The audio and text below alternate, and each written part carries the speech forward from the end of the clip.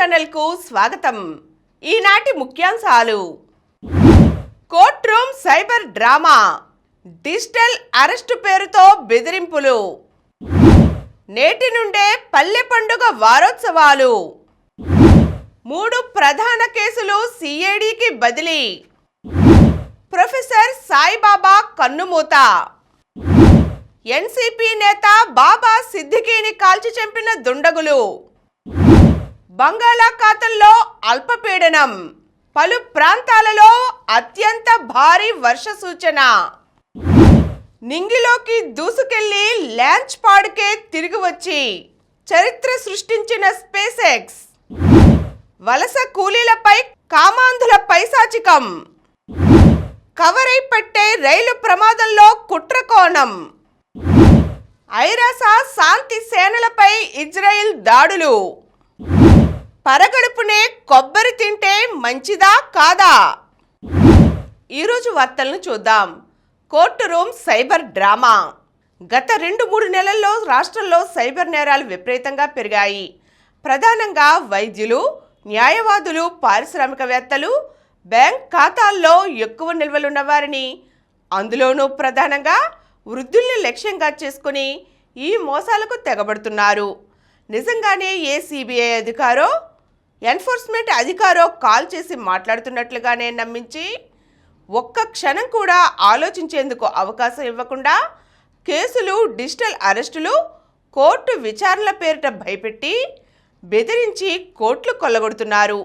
ఏ నేరంలోనైనా సరే digital arrest ఉండదు. అలా ఎవరైనా చెబుతుంటే అది పక్కా మోసమని గుర్తించాలి. అలాంటి వారి ఉచ్చులో చిక్కుకోవద్దు. వారు చెప్పిన ఖాతాల్లోకి నగదు బదిలీ చేయవద్దు. వెంటనే 1930కి కాల్ చేసి ఫిర్యాదు చేయండి అని I4C చెబుతోంది. ఈ సైబర్ నేరగాళ్లు ఏకంగా కోర్టు హాల్ సెట్ వేసేస్తున్నారు. నిజంగానే అక్కడ విచారణ జరుగుతున్నట్లు సృష్టిస్తున్నారు. బాధిత వ్యక్తిని డిజిటల్ అరెస్ట్ చేసి కోర్టులో హాజరుపరిచినట్లుగా, వీడియో కాల్లోనే విచారణ చేసినట్లు, బెయిల్ తిరస్కరించినట్లు హంగామా సృష్టిస్తున్నారు. ఇంకా వీరు మీకు నేరంతో సంబంధం లేదని ఎంత చెప్పినా వినిపించుకోరు, బెదిరిస్తూనే ఉంటారు. ముంబై క్రైమ్ బ్రాంచ్కు ఫోన్ కాల్ బదిలీ చేస్తున్నామని చెప్పి మరో వ్యక్తిని వీడియో కాల్లోకి తీసుకువస్తారు. ఆ వ్యక్తి తనను తాను సైబర్ క్రైమ్ ఎస్పీగా, ఉన్నతాధికారిగా పరిచయం చేసుకుంటాడు. విచారణ పూర్తయ్యే వరకు వీడియో కాల్ ఆఫ్ చేయవద్దని, మరెవరితోనూ మాట్లాడవద్దని, బాత్రూంకు వెళ్ళినా సరే కాల్లోనే ఉండాలని షరతులు విధిస్తాడు. మీ ఇంటి బయట పోలీసులు ఉన్నారని వీడియో కాల్ ఆపిన వెంటనే వారు అరెస్ట్ చేసి ముంబైకి తీసుకువస్తారని హెచ్చరిస్తారు. ఇలా నేరం చేయలేదని నిరూపించుకోవాలంటే ఆర్బీఐ ఏర్పాటు చేసిన ఖాతాలోకి మీ సొమ్మంతా బదిలీ చెయ్యాలంటారు. ఇలా మాట్లాడారంటే వారు ఖచ్చితంగా సైబర్ నేరగాళ్లేనని గుర్తించాలి. బంగాళాఖాతంలో అల్పపీడనం. ఆగ్నేయ బంగాళాఖాతం పరిసర ప్రాంతాల్లో ఉపరితల ఆవర్తనం కొనసాగుతోంది. దీని ప్రభావంతో సోమవారం నాటికి దక్షిణ బంగాళాఖాతంలో అల్పపీడనం ఏర్పడుతుందని అమరావతి వాతావరణ కేంద్రం సంచాలకులు స్టెల్లా తెలియజేశారు.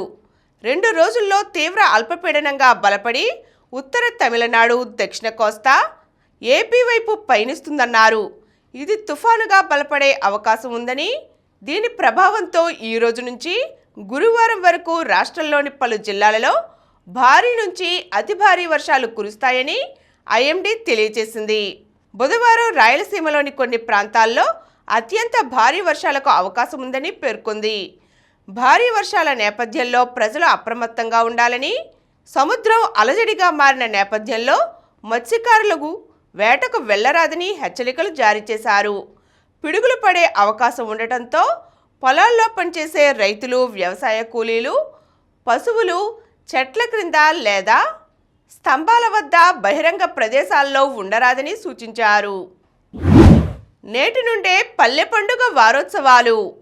రాష్ట్రంలో గత 5 ఏళ్లు తీవ్ర నిర్లక్ష్యానికి గురైన గ్రామాల అభివృద్ధికి ఈ రోజు నుండి ముందడుగు పడనుంది. పల్లె పండుగ వారోత్సవాల్లో భాగంగా 4,500 కోట్లతో చేపట్టే 30,000 అభివృద్ధి పనులకు శంకుస్థాపనలు చేయనున్నారు. కృష్ణా జిల్లా కంకిపాడులో నిర్వహించే కార్యక్రమంలో ఉప ముఖ్యమంత్రి, రాష్ట్ర పంచాయతీరాజ్ గ్రామీణాభివృద్ధి శాఖ మంత్రి పవన్ కళ్యాణ్ పాల్గొనున్నారు. కంకిపాడులోని ప్రభుత్వ ఆసుపత్రి పక్కన మైదానంలో జరిగే ఈ కార్యక్రమంలో పలు అభివృద్ధి పనులకు ఆయన శంకుస్థాపన చేస్తారు. మిగిలిన అన్ని అసెంబ్లీ నియోజకవర్గాల్లోనూ ఏర్పాటు చేస్తున్న కార్యక్రమాల్లో మంత్రులు, ఎమ్మెల్యేలు పాల్గొనేలా అధికారులు ఏర్పాట్లు చేశారు. ఈ నెల 20 వరకు కొనసాగే ఈ వారోత్సవాల్లో 30,000 పనులకు శంకుస్థాపనలు చేయించి సంక్రాంతిలోగా పనులు పూర్తి చేయించాలని ప్రభుత్వం భావిస్తోంది. ఉపాధి హామీ పథకం క్రింద మెటీరియల్ నిధులతో గ్రామాల్లో చేపట్టబోయే అభివృద్ధి పనులపై గత ఆగస్టు 23న 13,326 పంచాయతీల్లో ఒకే రోజు గ్రామ సభలు నిర్వహించి తీర్మానాలు చేయించిన విషయం తెలిసిందే. 3,000 కిలోమీటర్ల సిమెంట్ రోడ్లు, మరో 500 కిలోమీటర్ల తారు రోడ్లు, 25,000 గోకులాలు, 10,000 వాననీటి సంరక్షణ కందకాలకు పల్లె పండుగ వారోత్సవాల్లో శంకుస్థాపనలు చేయనున్నారు. ప్రొఫెసర్ సాయిబాబా కన్నుమూత. విద్యావేత్త, మానవతావాది, మానవ హక్కుల కార్యకర్త ప్రొఫెసర్ గోకరకొండ నాగసాయిబాబా శనివారం కన్నుమూశారు. అనారోగ్యం కారణంగా గత నెల 19న ఆయన నిమ్స్ ఆసుపత్రిలో చేరారు. పిత్తాశయంలో రాళ్లు ఉన్నాయని గుర్తించిన వైద్య నిపుణులు సెప్టెంబర్ 26న శస్త్రచికిత్స చేసి వాటిని తొలగించారు. ఆసుపత్రిలోనే ఉన్న ఆయన ఆరోగ్యం శనివారం అకస్మాత్తుగా క్షీణించింది. రాత్రి 8:30 గంటల సమయంలో ఆయన మృతి చెందారని కుటుంబ సభ్యులు తెలియజేశారు. సాయిబాబా కోరిక మేరకు హైదరాబాద్లోని ఎల్వి ప్రసాద్ ఐ ఇన్స్టిట్యూట్కు ఆయన కళ్ళను కుటుంబ సభ్యులు దానం చేశారు. ఆయన భౌతిక కాయాన్ని ఈరోజు సాయంత్రం 4 గంటలకు గాంధీ ఆసుపత్రి అధికారులకు అప్పగిస్తామని సాయిబాబా సోదరుడు రామ్దేవ్ తెలిపారు. జైల్లో అక్రమ నిర్బంధం కారణంగానే సాయిబాబా తీవ్ర అనారోగ్యం పాలయ్యారు. చికిత్స చేయించాలని జైలు అధికారులను ప్రాధేయపడినా వినలేదు. అందుకే ఆయనకు పిత్తాశయంలో రాళ్లు ఏర్పడ్డాయి. మెదడులో చిన్న కణితి ఏర్పడింది. 2 సార్లు తీవ్ర అనారోగ్యం పాలయ్యారు. చికిత్స అందించగా కోలుకుంటున్న స్థితిలో హఠాత్తుగా ఆయన మరణించారని సాయిబాబా భార్య వసంత పేర్కొన్నారు. సాయిబాబా మృతి పట్ల పలువురు ప్రముఖులు సంతాపం ప్రకటించారు. పౌర హక్కుల సంఘాల ప్రతినిధులు ఆదివారం ఆయన కుటుంబ సభ్యులను పరామర్శించారు. వలస కూలీలపై కామాంధుల పైశాచికం. కర్ణాటకలోని బళ్ళారికి చెందిన ఓ కుటుంబం ఉపాధి కోసం 5 నెలల క్రిందట చిలమత్తూరు మండలంలోని నల్లబొమ్మనపల్లికి వచ్చింది. తల్లిదండ్రులు, కుమారుడు, కోడలు నిర్మాణంలో ఉన్న ఓ పేపర్ మిల్లో పనిచేస్తున్నారు. మిల్లు పక్కనే తాత్కాలికంగా రేకుల షెడ్డు వేసుకుని నివసిస్తున్నారు. శుక్రవారం పని ముగించుకుని నిద్రకు ఉపక్రమించారు. తండ్రి, కుమారుడు ఆరుబయట నిద్రిస్తుండగా అత్తా, కోడలు షెడ్డు లోపల పడుకున్నారు. శనివారం తెల్లవారుజామున 2:40 కొందరు దుండగులు 2 ద్విచక్ర వాహనాలపై అక్కడికి వచ్చారు. ఆ శబ్దానికి నిద్రలేచిన తండ్రి, కుమారులు ఎవరు మీరు అని ప్రశ్నించగా వారు చంపుతామంటూ కత్తులతో బెదిరించారు. లోపల నిద్రిస్తున్న అత్తా, కోడలిపై సామూహిక అత్యాచారానికి పాల్పడ్డారు. అనంతరం వాహనాలపై పారిపోయారు. బాధితులు శనివారం చిలమత్తూరు ఠాణాలో ఫిర్యాదు చేశారు. ఈ ఘటనపై ముఖ్యమంత్రి చంద్రబాబు తీవ్రంగా స్పందించారు. శనివారం ఉదయం జిల్లా ఎస్పీ రత్నతో ఫోన్లో మాట్లాడారు. ప్రత్యేక బృందాలను ఏర్పాటు చేసి నిందితులను వెంటనే అరెస్ట్ చేయాలని ఆదేశించారు. కవరైపెట్టే రైలు ప్రమాదంలో కుట్రకోణం. తమిళనాడులోని తిరువల్లూరు జిల్లా కవరైపట్టే రైల్వే స్టేషన్ సమీపంలో శుక్రవారం సాయంత్రం జరిగిన రైలు ప్రమాదంపై భిన్న కోణాల్లో విచారణ సాగుతోంది. ఇది సాంకేతిక లోపమా, సిగ్నలింగ్ వైఫల్యమా, కుట్ర కోణమా, ఇతర కారణాలేమైనా ఉన్నాయా అనేది తేల్చేందుకు ఎన్ఐఏ, రైల్వే భద్రతా విభాగాలు విచారణ చేపట్టాయి. కవరైపెట్టే స్టేషన్ మాస్టర్ మునిప్రసాద్ బాబు ఫిర్యాదు మేరకు రైల్వే అధికారులు రంగంలోకి దిగారు. రైలు ట్రాక్ మారడానికి వాడే సిగ్నలింగ్ గేర్, స్విచ్ పాయింట్ను ట్యాంపర్ చేసినట్లుగా వారు అనుమానించారు. ఇక్కడికి సమీపంలోని పొన్నేరి రైల్వే స్టేషన్లో ఇటీవలే పట్టాల ఇంటర్లాకింగ్ వ్యవస్థను ట్యాంపరింగ్ చేసినట్లు బయటపడింది. బెంగళూరు నుంచి వచ్చిన దక్షిణ సర్కిల్ పరిధి రైల్వే భద్రతా కమిషనర్ ఏఎం చౌదరి బృందం లోతుగా తనిఖీ చేసింది. ఆర్పీఎఫ్ సైతం విచారణ చేపట్టింది. ఘటనా స్థలంలో పట్టాలకు సంబంధించిన బోల్టులు, నట్లు కొన్ని మాయమైనట్లు గుర్తించారు. సిగ్నల్ వైఫల్యం ఉందా అని ఆరా తీశారు. మరోవైపు ప్రమాద స్థలంలో దెబ్బతిన్న కోచ్లన్నింటినీ తొలగించి శనివారం రాత్రికి ఒక లైన్, ఆదివారం ఉదయానికి మరో లైన్ను పునరుద్ధరించారు. ఇప్పుడు ఈ మార్గంలో రైళ్లు యథావిధిగా నడుస్తున్నాయి. 3 ప్రధాన కేసులు సిఐడికి బదిలీ. రాష్ట్ర పోలీసుల దర్యాప్తులో ఉన్న 3 ప్రధానమైన కేసులను సిఐడి చేతికి అప్పగించాలని రాష్ట్ర ప్రభుత్వం నిర్ణయించింది. వైకాపా అధికారంలో ఉన్న సమయంలో మంగళగిరిలోని తెదేపా కేంద్ర కార్యాలయంపై, ఉండవల్లిలోని చంద్రబాబు ఇంటిపై జరిగిన దాడి ఘటనలతో పాటు సంచలనం సృష్టించిన సినీ నటి కాదంబరి జత్వానీ కేసును కూడా సిఐడికి అప్పగిస్తూ డీజీపీ ద్వారకా తిరుమలరావు ఆదేశాలు జారీ చేశారు. ఈ 3 కేసులను ఇప్పటివరకు స్థానిక పోలీసులే దర్యాప్తు చేస్తున్నారు. డీజీపీ ఆదేశాలతో ఈ కేసులకు సంబంధించిన రికార్డులన్నిటినీ సిఐడికి అప్పగించనున్నారు. తెదేపా కార్యాలయంపై, చంద్రబాబు ఇంటిపై జరిగిన దాడుల కేసులపై వైకాపా ప్రభుత్వం నిర్లక్ష్య వైఖరి ప్రదర్శించగా కూటమి అధికారంలోకి రాగానే విచారణ వేగం పుంజుకుంది. మరోవైపు కాదంబరి జత్వానీ కేసులో సీనియర్ ఐపీఎస్ అధికారుల ప్రమేయం ఉన్నట్లు తెలియడం, సీఎంఓలోనే కుట్రకు ప్రణాళిక రచించినట్లుగా ఆరోపణలు రావడంతో దీని వెనుక సూత్రధారులను కనిపెట్టాలంటే సిఐడి దర్యాప్తు అవసరమని ప్రభుత్వం భావించింది. నింగిలోకి దూసుకు వెళ్లి లాంచ్ పాడుకే తిరిగి వచ్చి ప్రపంచ కుబేరుడు ఎలాన్ మస్క్కు చెందిన స్పేస్ ఎక్స్ సంస్థ అంతరిక్ష ప్రయోగంలో సరికొత్త ఘనత సాధించింది. ఆ సంస్థ తాజాగా ప్రయోగించిన భారీ స్టార్షిప్ రాకెట్ బూస్టర్ నింగిలోకి దూసుకు వెళ్లి ఆ తర్వాత లాంచ్ పాడుకే సురక్షితంగా చేరుకుంది. ఇదో ఇంజనీరింగ్ అద్భుతమంటూ సర్వత్రా ప్రశంసలు వెల్లువెత్తుతున్నాయి. ఈ ప్రయోగంలో టెక్సాస్లో మెక్సికో సరిహద్దుకు సమీపం నుంచి ఆదివారం ఉదయం 2 దశల బూస్టర్ వ్యోమనౌక స్టార్షిప్ రాకెట్ నింగిలోకి దూసుకు వెళ్ళింది. దీని పొడవు 121 మీటర్లు, అందులోని బూస్టర్ పొడవు 71 మీటర్లు. నింగిలోకి ఎగిరిన 7 నిమిషాల తరువాత బూస్టర్ కిందకు దిగుతూ లాంచ్ టవర్కు తిరిగి వచ్చింది. చాప్ స్టిక్స్లా పనిచేసే తన భారీ మరహస్తాలతో లాంచ్ టవర్ దానిని పదిలంగా ఒడిసిపట్టి చరిత్ర సృష్టించింది. ఆ ప్రక్రియ విజయవంతంగా పూర్తవగానే స్పేస్ ఎక్స్ ఉద్యోగులు ఆనందంతో కేరింతలు కొట్టారు. మరోవైపు స్టార్షిప్ రాకెట్తో నింగిలోకి దూసుకు వెళ్లిన వ్యోమనౌక తన ప్రయాణాన్ని కొనసాగించి హిందూ మహాసముద్రంలో విజయవంతంగా దిగింది. ఎన్సీపీ నేత బాబా సిద్దికీని కాల్చి చంపిన దుండగులు. ఎన్సీపీ కీలక నేత, బాలీవుడ్ మిత్రుడు, మాజీ మంత్రి బాబా సిద్దికీని శనివారం రాత్రి దారుణంగా హత్య చేశారు. ముంబై బాంద్రా ప్రాంతంలో ఉన్న ఖేర్ నగర్లో తన కుమారుడైన ఎమ్మెల్యే జీషన్ సిద్దికీ కార్యాలయంలో ఉండగా 3 దుండగులు వచ్చి ఆయనపై 6 రౌండ్లు కాల్పులు జరిపారు. వెంటనే ఆయనను లీలావతి ఆసుపత్రికి తరలించినా ప్రయోజనం లేకుండా పోయింది. రాత్రి 11:30 గంటల సమయంలో ఆయన మరణించినట్లుగా వైద్యులు ప్రకటించారు. సిద్దికీ హత్యతో ముంబై ఉలిక్కిపడింది. రాష్ట్రంలో రాజకీయ పార్టీలు దీన్ని ఖండించాయి.